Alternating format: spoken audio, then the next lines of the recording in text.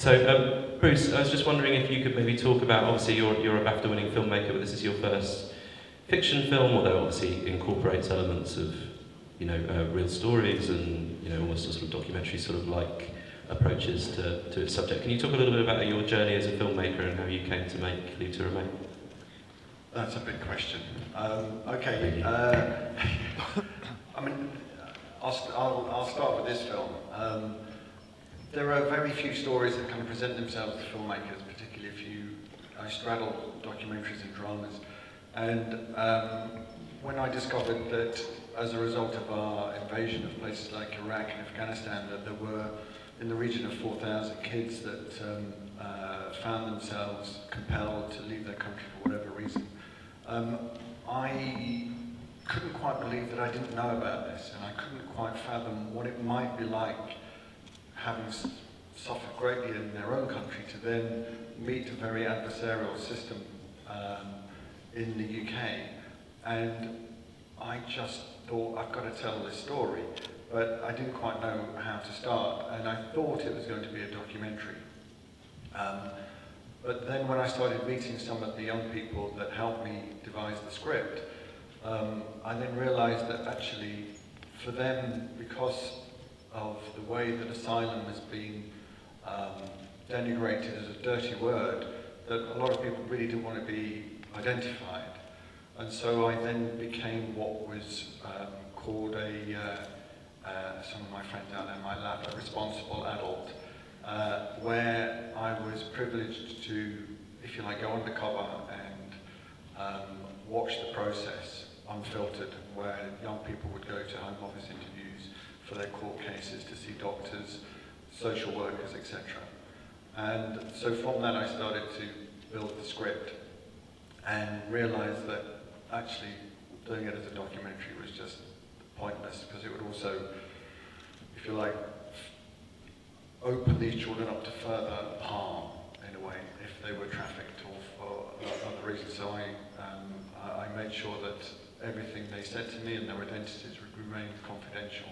So if you like, the journey from my other work as a documentary filmmaker and as a drama filmmaker, if you like, got distilled into this. I hadn't really felt there was a story that I thought was, if you like, big enough or unusual enough or moved me enough as this one had. And so that's why I set about making it. You probably didn't want to know all of that, did you? I wanted to know everything. And could you talk a little bit more about the actual way that you developed the script? Because it's a really, really interesting story. And then maybe we could talk to each of the cast members about how they actually came on board onto the film, because you all have very different journeys in terms of how you actually end up on screen in Leave to Remain. Well, I'll try and keep it shorter than my last answer. On writing the script from people's experience that had gone through the asylum process, I then realised that we'd got a script that had many different characters and many different languages. And as you can appreciate, the drama schools in the UK don't have this particular brand of actor. And so I set about with a lot of people, some of whom are here tonight, who helped out doing little film courses. So it enabled the young people, if you like, two things, which was to understand the power and the purpose of drama, but also to kind of help in terms of self-esteem, because often these kids are only examined as far as their stories. They're never asked about what they want, what they feel, or what stories they want to tell. So from that grew a larger drama school, if you like, and from that we, together with a casting director and a child psychotherapist, we slowly developed a system where we were able to identify people that were robust enough psychologically to go through the process and had a facility to act alongside professionals. And that blending, if you like, of professionals and non-professionals meant that the professionals like Toby and Nuf couldn't actually sit back on things that had been trained to do, because the non-professionals really kept them on their toes. and vice versa. The non-professionals learn a great deal from the professionals in the way that they stood and they behaved towards the camera. So it was a very, very successful blending of two very different disciplines. Maybe we hear from each of you about how you became involved in the film. Hi there. I was actually, I think, one of the last people cast in the film. Is that right? He's Scottish, by the way. Didn't mean notice. I think I was the last person cast because I remember the audition was on the Thursday, recall was Friday. No, audition was Monday, recall Tuesday, voice coaching Thursday, and I got the job offer on Friday, and I started on Monday. So it's like, it was just crazy. It was a final week of just madness, I guess, for you guys, because you were looking for someone to play Omar, and you had a scheduled date, and you had to have somebody play the role. You had to pick somebody, and luckily I walked through the door. Or you just didn't have a choice. Very lucky. Yeah. But it was, I auditioned, I mean, I got the call from my agent, but luckily I'd done a lot of work with Actors for Human Rights, so I'd understood the background of asylum seekers trying to get leave to the main process. With Actors for Human Rights, they deal with issues such as like the rendition process as well. So I've done rehearsed readings on verbatim, so I did have an understanding of the actual process of the script as well. It flowed quite easily for me because I knew the background slightly on other characters. But yeah, so that was pretty much, that's how I got involved in the film. Okay, Ishmael. Hi. For me, it was I work as a volunteer for the British Red Cross in a project called RMB, which stands for Refugees and Defenders. And that time, Leave to Remain has distributed leaflet looking for young asylum actors, and no experience needed of acting. And I saw that leaflet that time when my project coordinator explained to me what the movie is about. And then I was like, this is about me. I didn't have refugee status that time, so I decided to go for it and I signed up because that was my life and I wanted to do something to help this project happen. So I signed up for it and I went to I've done a few workshops and then I went so many of the workshops and finally Bruce chose me as one of the actors in the Leave to Remain. And yeah, on the last day of rehearsal, I got my Leave to Remain. So that was the experience. Yasmin? Hi, I'm Yasmin. I got involved in Leave to Remain through my agent. I was actually doing my A-levels at the time, and I'd previously done a bit of musical theatre, but this was my first film, so it was really interesting. Like when I got the call from my agent, she said, "Would you like to go forward with this?" And I said, "Okay, I'll give it a shot." And I think I was actually the last person to be cast because I walked in. Yeah, top trumps. I walked in on the Monday when you guys were rehearsing. So my agent called me like 2 hours before. Oh, yeah, you were. Yeah, so it was quite a quick second turnaround. It was quite a quick turnaround, and it was such a lovely vibe on set. You know, between the professional actors and the non-professional actors, there was no rivalry. We all were like a big family in a way, don't you think? We were all like still in contact with each other. It was lovely. Yeah. Abdul, who's played by Matti, who's in Turkey today, would be here, but he came into some of the workshops in the same way that Ibrahim did. But he came in slightly by accident because he was bored playing Xbox and his mom made him come down. Yeah. And he was coming down with his cousin who was, if you like, the more effervescent of the two of them. But obviously Abdul had such a beautiful hangdog look about him and very still quality. And we all just immediately fell in love with him. That's how he came to be. And could you talk a little bit about, because obviously you've got a couple of very big, well-known names here in the UK, and Toby Jones is in the film, and with the involvement of Alt J, could you talk a little bit about how those two things became involved in the film? Toby Jones had been in another series of films I did called 10 Days to War, and where he played an American, and we stayed in touch, and I seem to have sort of carved a bit of a niche in doing everything that's been kind of created out of 9/11 in some way, shape or form. And Toby just was incredibly involved with the process, and I think, like me, just felt so totally engaged by the situation that these kids found themselves in, and you know, when I asked him to do it, but that he would be wearing a wig or putting on an American accent, he was really, really chuffed, and has remained a really close part of the team. And he, in fact, did comments quite a lot about the quality and the discipline of the young actors that he played with. I think he found it an incredibly rewarding experience. Oh, and Old Jay. Oh gosh, yeah. Old Jay, in the final stages of writing the script, I was listening to Awesome Wave quite a lot. It became one of the soundtracks to writing, and I just thought I'd write to them. And it was just before Christmas when I got a response to say they'd like to meet me. So I went to the meeting, they'd read the script, they'd seen lots of previous work, and had already started working on the soundtrack, so there was no sell at all.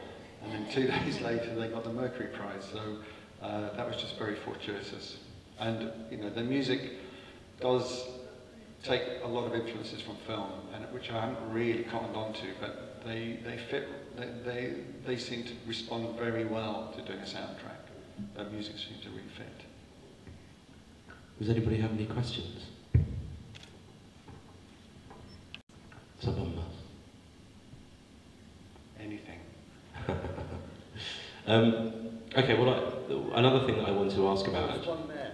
Oh, where are we looking? Ah, please. Budget. Am I allowed to say what the budget is? It was very low. We didn't get any support from BFI, BBC, Channel 4, all the usual places. We went to foundations who thought that this might be a very, very effective way at actually showing the world about the culture of disbelief that exists, because I think a lot of people those organisations really fight that. And so they were the people that supported this film. It was shot in over 23 days and cost under $500,000. And obviously, obviously, kind of having the support of foundations as opposed to the usual kind of channels for film funding, and given the issues that the film explores, there is this kind of relationship between making a drama and making something which has a real sense of sort of social responsibility, I guess. So I was wondering if you could talk a little bit about how conscious you were of that making the film, and then maybe each of the actors could say how much that sort of weighed upon how they developed their characters, and obviously with Ishmael it's a particular story, I guess, but kind of how that real life experience kind of weighed on the characters that you were playing. There is a massive responsibility when making this particular subject for foundations. But I was very keen right at the very outset when we went to, if you like, pitch to these organisations, that we were very clear to say that they had no editorial input or control. This was not going to be an advert for a charity. This was very much going to be a, honest as I saw it, an authentic experience based on very, very hard-won research. And it was on that basis that they took part. And you know, I think that's a very brave decision for them to make, because it could have quite easily gone horribly wrong for them. But they seem to have supported it, so that's great. And maybe if we start with you, and then we'll work our way down. Sorry, what was the question again? Just, I guess, the responsibility of the story that you're telling, because obviously it has a very, very real social dimension in terms of what's happening in Britain at the moment. Does that weigh on your performance, your character? Absolutely, yeah, absolutely, because that's representative of thousands of children.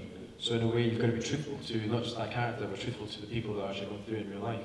So there's thousands of children right now, while we're sitting here, struggling for great life to remain, having to do what you pretty much see on the screen. Obviously it's dramatised because it's a film, but you know, a lot of that pretty much is, I can imagine, being quite true. So we represent them, and I think, you know, you people coming along is great because you get to see that and spread the word, and then people who don't know much about this particular situations that these teenagers go through, these disadvantaged youths, more people will find out about how we can help them, if you really want to help them, or how we can go about spreading the word so people can know that this is actually existing. And there wasn't there a student that got sent back home for, she was head of her year at school. What was that? Yeah. So she was head of her school, she was like the top grade student, she was sent back home because she wasn't granted leave to remain. And you think, well, she's not doing any harm, she's literally just trying to better her life. She obviously left the country for a reason, and that's because most certain danger, and we just want to help. On that question of responsibility, obviously, when you've got people like Ibrahim that you're acting alongside with and you're directing as well, And who are and Fawad as well. And there's a whole range of people, and they really make sure you keep it real. There isn't, you have a massive responsibility, more so to them than I think to the organisations that supported the film. And Ishmael and Yasmin, what do you think of that idea? I think that this film really lets the public know who the people behind the statistics really are. And I think that I wouldn't be doing my duty as an actress if I wasn't playing the ZD truthfully. Yeah. And the final message of, the main message of Leave to Remain was for me it was we're not here because we want to, because we had no choice, so that's why. No one wants to leave their homelands or country all of a sudden and to come here. And for me it was based on true stories, it was me. I was seeing myself in that situation, so. It's a long process, and which is a really hard process to get through. Yeah. Any more questions? Yeah? Who had it? Yes, you.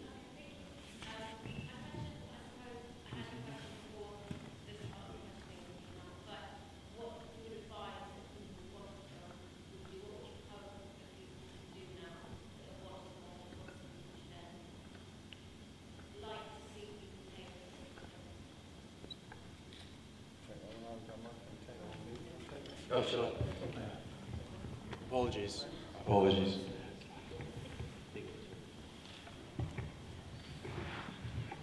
My volume is not usually a problem.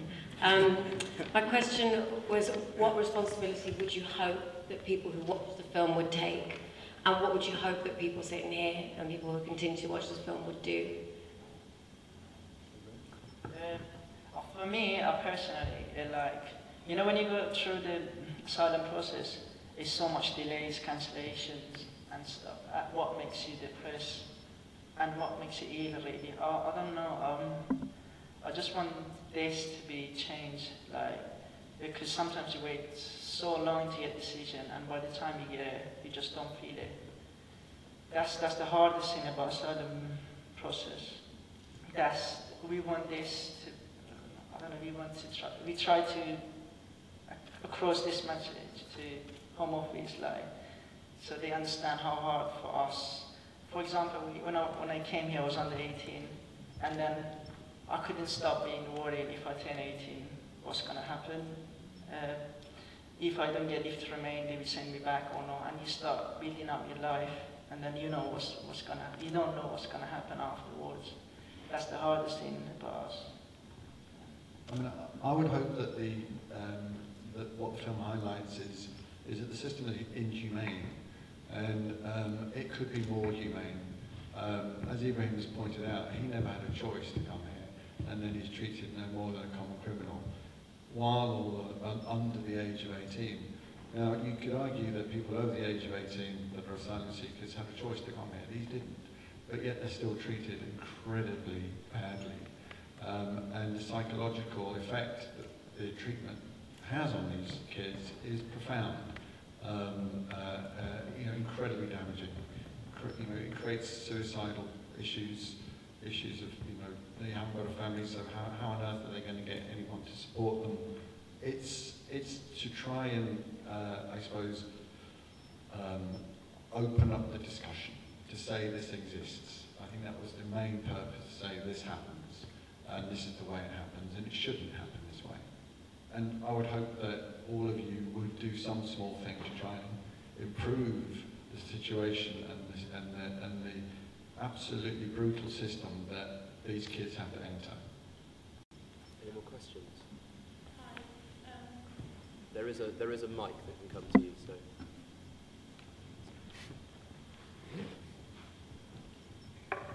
Hi.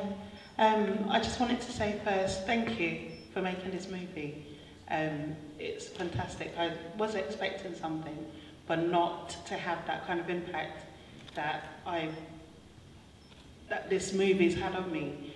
I'm from Africa. I wasn't born here. I was born in Ghana, but I didn't have to, go through anything like the people in this movie. But I do know people who have gone through such things. But the message, I never got it today, so I've never thought of a teenager or a young person being an asylum seeker. I've always thought it's adults who just didn't want to be in a country or they were forced to leave. So the fact that you've brought the message as young people is a really good thing.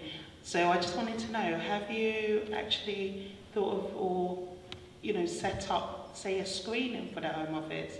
Because I think some people, when they get into a job, and it's something they do every day, and so they treat everybody as the same, and they don't really see the people behind the files, should I say. So will you be having a special screening for the Home Office? I would love that.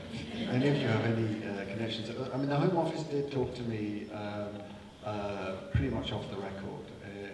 I met some individuals in some very odd places, and some people that worked in detention centres also came to see the film as well. And like for you, it had a profound effect on understanding what the other side is like. You have to understand the Home Office is there to stop people coming in. I don't know whether they'd change by seeing it, but it might make them a little bit more humane. So Sarah, who's standing there, is going to say that again? Plan for the autumn. Brilliant. So yeah, there we go, we will. It's the first I've heard, that's great. Can't wait for that one.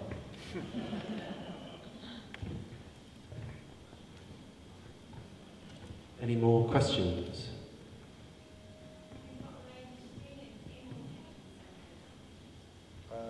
We'd love to. Sarah, there you go, detention centres as well, please. The gentleman as well, just Of the success of the workshops and the drama workshops that you did with all the kids, do you think that's something that you'd like to continue doing? It certainly is.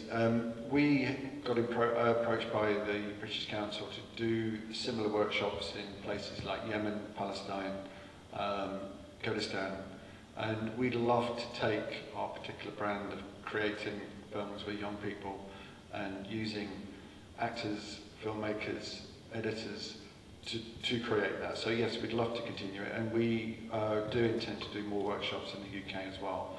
And what we've managed to do, and there's a few of those people here, we've managed to, from those workshops that we did, train what we call creative motivators. There's about 4 or 5 of them in the audience here today.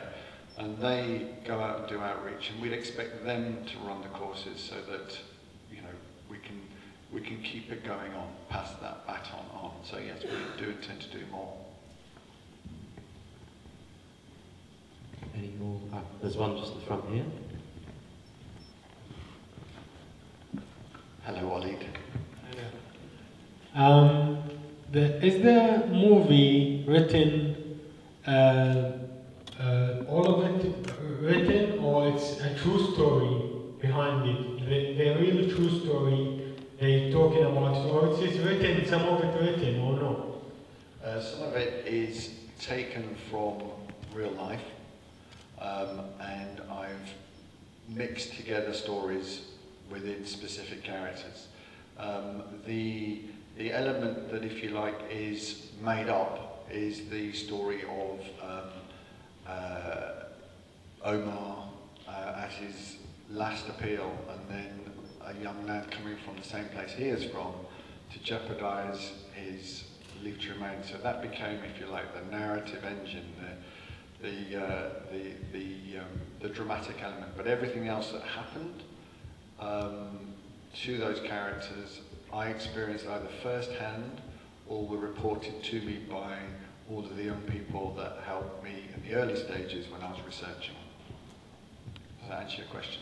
Yeah, thanks. Thanks, Wally. Any more questions? Lady just behind. Hello. Congratulations, it's a great film. And I think it is going to open a lot of people's minds, which is fantastic. But off what the other lady said about the Home Office, have you had much of a reaction from them or any immigration groups?